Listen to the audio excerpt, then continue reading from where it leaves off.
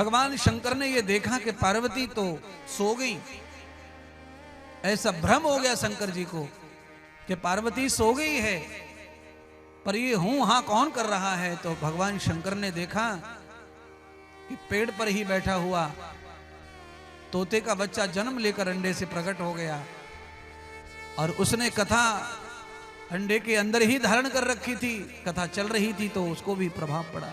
अर्थात तोते के अंडे के अंदर जो बच्चा है, जहां कथा शिवजी गा रहे थे वो घोंसला वही है तोते का। उस अंडे के बच्चे के अंदर सुनने की क्षमता नहीं है, जानने की क्षमता नहीं है, पर आवाज उसके कानों को टच कर रही थी, उसकी ब्रेन को टच कर रही है। केवल इतने में ही वो जन्म लेके बाहर आया, तत्काल उसने वही शुरू कर दिया। कौन सा? जो पार्वती कर रही थी, हाँ हूं, वो शुरू कर दिया। इसीलिए गर्भन्नवेदितम कथाम, गर्भ स्थान पर बालक जब रहता है तब आप अच्छी अच्छी बातें सुने, उससे आपके गर्भ में बालक को निर्णय करना आ जाता है, हाँ ना करना आ जाता है।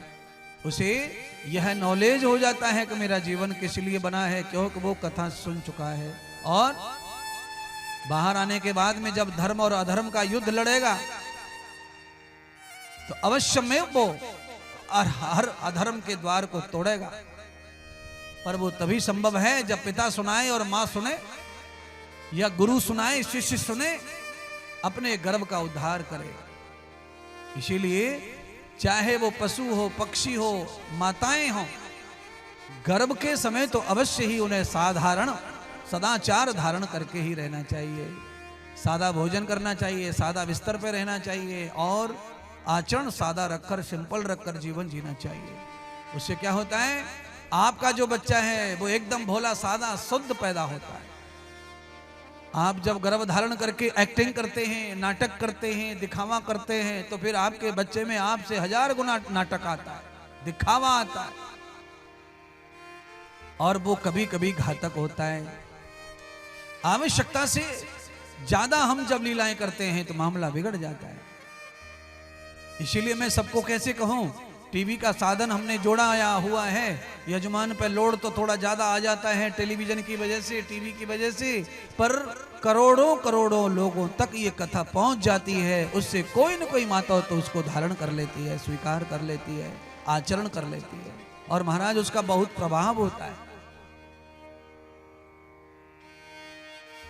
इन बातों को सुनकर न जाने कितनी बहनों ने बातों को मानकर बच्चे को जन्म दिए हैं, तो उनके बच्चों में रिकॉर्ड तोड़ परिवर्तन दिखाई देता है। उनमें सारे माताएं, सारे पिताएं आते हैं अपने अपने बच्चे लेकर के, और उनमें रिकॉर्ड दिखता है। सादा जीवन, सादा भोजन और भजन बालक को मजबूत और बलवान बनाता है। आपके भोजन में ज्यादा नमक और मिर्ची है, ज्यादा चटपटा है, तो आपका बालक मजबूत नहीं बनेगा, बलवान नहीं बनेगा। क्यों? चिप्स खा करके कोई पहलवानी नहीं कर सकता। मान लीजिए अगर आप चिप्स खा रहे हैं तो आप पहलवान नहीं बन सकते। आपके आहार में मजबूती चाहिए। अगर आप व्यायाम करते हैं, एक्सरसाइज करते हैं, तो आपका भोजन भी ऐसा ही चाहिए, तब शरीर बनेगा। नहीं तो सारे अंग टेढ़े हो जाएंगे आपके एक्सरसाइज करने से, अगर आपका आहार अच्छा नहीं है तो। अगर आप व्यायाम ज्यादा करते हैं और भोजन नहीं है आपका ठीक, तो आपके अंग टेढ़े हो जाएंगे व्यायाम से। आपकी मसल्स को बराबर भोजन प्राप्त होगा तो ही व्यायाम से आपके मसल अच्छे लगेंगे और टेढ़े मेढ़े नहीं बनेंगे।